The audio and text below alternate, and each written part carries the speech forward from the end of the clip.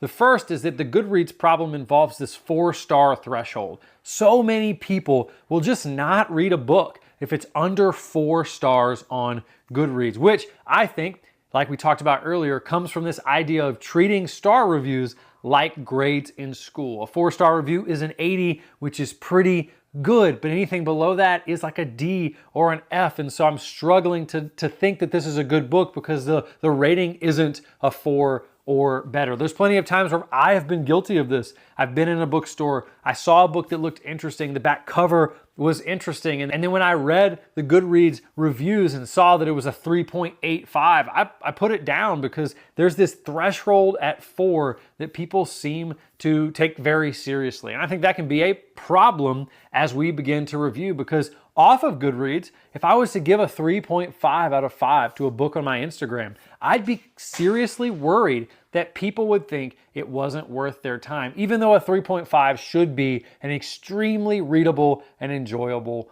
book. The second GoodReads problem is the 5 versus 1-star review problem. So many people hop onto GoodReads and give ratings for books, and they do it like this. I liked this book, 5 stars. I didn't like this book, 1 star. And there's nothing in between. I've read so many GoodReads reviews where it's 1 star and then most of the review is positive. And there was a couple things they didn't like and it maybe didn't end the way they wanted it to. And then they give it a 1 star. And on the opposite end, I've seen people give 5-star reviews and they liked the book, but they had plenty wrong with it. Every good book cannot be a 5-star review. And every book that isn't great isn't a 1 star. There is plenty of room in the middle. And we, as reviewers, have to make sure we're doing a good job of establishing what those numbers look like for our audience and staying consistent.